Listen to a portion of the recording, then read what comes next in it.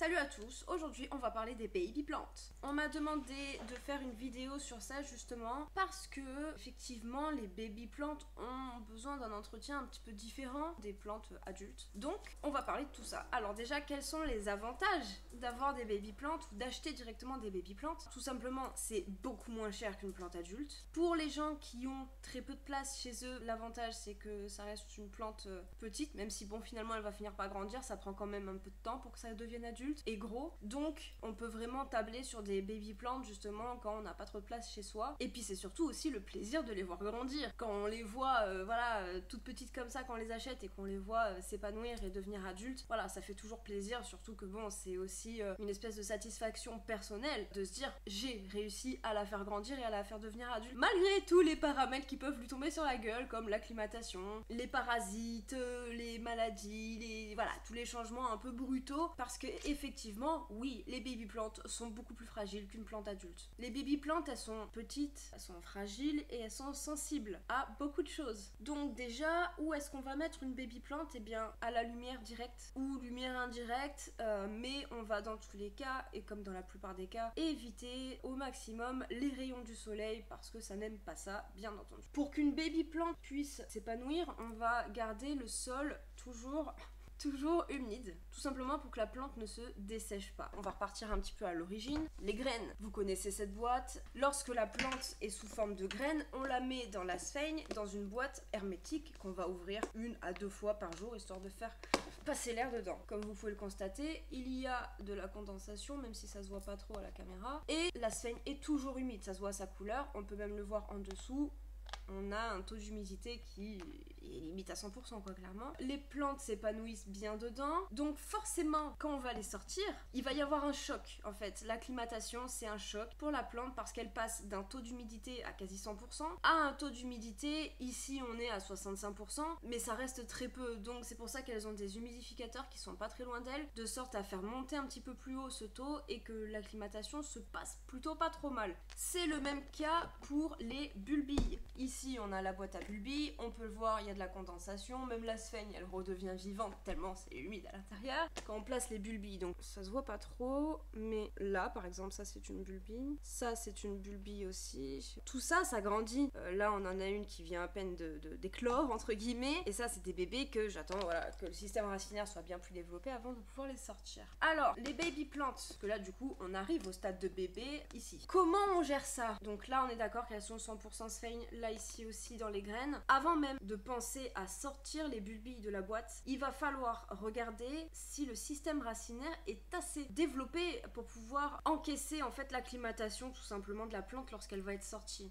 Si vous avez 2, 3, 4 feuilles comme j'ai pour certaines, mais avec un système racinaire avec seulement 2 fils, enfin 2 racines, clairement elle va pas pouvoir tenir, elle va mourir, elle va dessécher. Donc un système racinaire bien développé, 1 ou 2 feuilles minimum. Une feuille généralement c'est pas suffisant, mais ça dépend. Par exemple, je sais que celle-ci, bon, je l'ai sortie, mais voilà, la feuille était quand même assez grande, puis le système racinaire, voilà, était assez costaud pour pouvoir tenir. Alors, une fois que les bulbilles ou vos graines ont un système racinaire qui est assez développé, dans ces cas-là, vous pouvez la sortir. Quel substrat on va utiliser? Vous avez le choix. Ici, on est sur de la permiculite, donc c'est un mélange de perlite et de vermiculite qu'il faut garder du coup toujours humide. On peut le voir, d'ailleurs, il y a un peu de condensation, donc toujours humide. Ici, on est sur un mélange de sphaigne et d'écorce de coco, parce que oui, je fais des tests sur les substrats qui marchent le mieux. Ici, on est sur de la full sphaigne, totalement.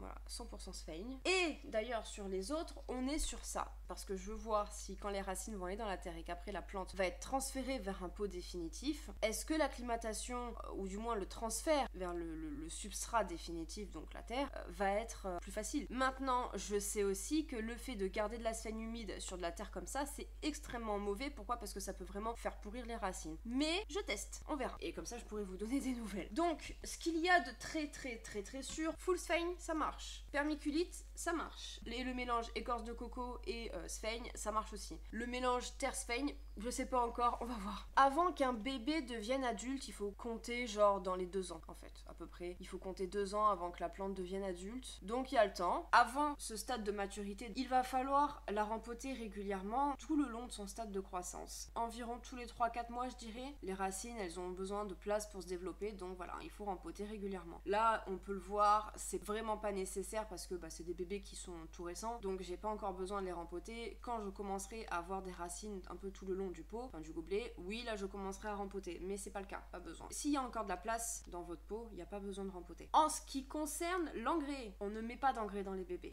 J'ai fait une vidéo spéciale engrais et où je l'ai dit, on ne met pas d'engrais dans les bébés. Leurs racines ne sont pas assez fortes et ça peut clairement les faire fondre en fait. Il faut vraiment attendre la maturité de la plante avant de pouvoir mettre de l'engrais. Ce que vous pouvez faire, c'est mettre un petit booster racinaire qui va être dilué, etc. mais vraiment de temps en temps et à petite dose. Une fois que vous avez sorti les bébés de leur pot nurserie, vous pouvez, comme j'ai fait dans la vidéo précédente, mettre un cache-pot plus gros, mettre un lit de billes d'argile de 1 à 2 cm, humidifier ces billes régulièrement et mettre du coup le pot nurserie avec la plante par-dessus ce lit de billes d'argile. Pourquoi? Parce que les billes d'argile humides vont pouvoir libérer de l'humidité constamment et vous pouvez en plus de ça vaporiser la plante pour garder justement un taux d'humidité élevé le temps que la plante s'habitue réellement à la sécheresse que les plantes adultes ont l'habitude d'avoir. En ce qui concerne les emplacements des bébés également, on évite les courants d'air, surtout elles aiment pas ça. Et pour la température, on peut être entre 15 et 25 degrés.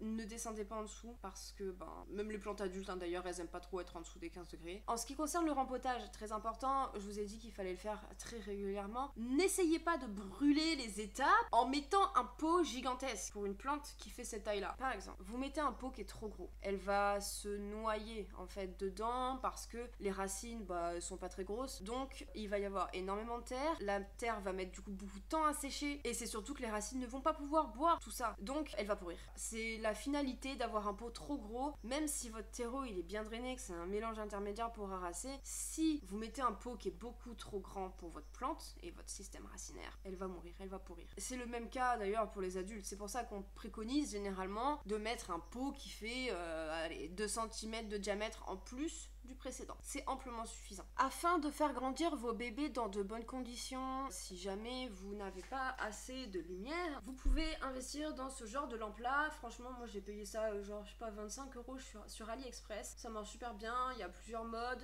ça s'allume automatiquement, parce qu'on peut paramétrer soit de rester allumé pendant 3 heures, pendant 9 heures et pendant 12 heures, je crois, un truc comme ça. Et les bébés grandissent réellement beaucoup plus vite sous la lampe de croissance que avec la fenêtre qui est juste là. Si jamais vous avez un endroit en plus chez vous où vous avez envie de mettre vos plantes mais il n'y a pas de fenêtre proche, la lampe de croissance reste vraiment l'idéal. Une plante en pleine croissance va potentiellement attirer les araignées rouges, donc qu'est-ce qu'on fait? On les vérifie. J'ai eu à peine sorti de la boîte une attaque d'araignées rouges sur ce bébé Friday là.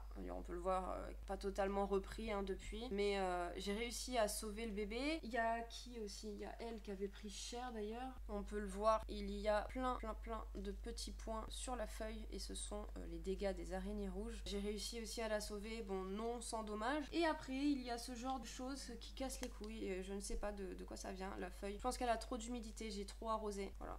Là j'ai ça, là ça me casse les couilles, vraiment. Il y a l'air d'avoir quand même de la racine parce que ça tire. On a pas mal de racines, donc un beau système racinaire, mais froid. Donc on voit bien que c'est pas en train de pourrir. Je vais quand même vérifier le bulbe. Non, le bulbe il est bien. Je sais pas. En plus c'est pas tant humide que ça, enfin genre c'est humide mais ça va, genre c'est pas détrempé donc en vrai je sais même pas pourquoi elle casse les couilles. Mais c'est genre... Voyez le problème là? Faut que je sache d'où ça vient pour éviter que ça se contamine sur les autres. J'ai déjà fait la recherche de parasites et tout, il y en a pas. Ça c'est un Regal Shield, elle est exactement dans le même substrat que celle-ci et pour autant celle-là va très bien, elle a 2 feuilles. Putain, on voit même des racines là.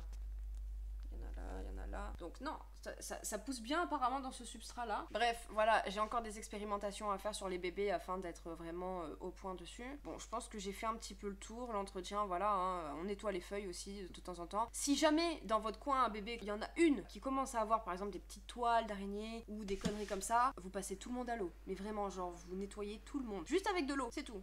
Pas besoin de mettre de savon noir, rien du tout. Vous frottez sans abîmer la feuille, dans l'idéal. Jusqu'à ce qu'il n'y ait plus rien, vous faites bien entre les interstices interstices et tout, parce que je sais qu'il y en a qui peuvent être galères à nettoyer, style les stingrays, hein, qui ont des recoins partout comme ça, c'est un enfer à nettoyer. Mais voilà, il faut faire attention, il faut être aux petits soins, vérifier qu'il n'y a pas de parasites, parce que les parasites arrivent très vite sur les bébés. Donc en gros, les bébés, ils ont besoin de lumière, de chaleur et beaucoup d'humidité. Plus vous allez changer de peau parce qu'elle grossit, et moins elles auront besoin d'humidité, mais il y en aura toujours besoin vu que ça va être des plantes tropicales. Donc à partir de là, voilà, il n'y a pas le choix. Il faut de l'humidité, au moins 65%, c'est le minimum, genre, pour qu'elle soit bien et qu'elle s'épanouisse et qu'elle continue de faire des feuilles. Bon bah voilà, je pense que j'ai fait le tour, hein. Du coup, bah écoutez, je vous souhaite une bonne journée, une bonne soirée, et je vous dis bah à dimanche prochain. Ciao!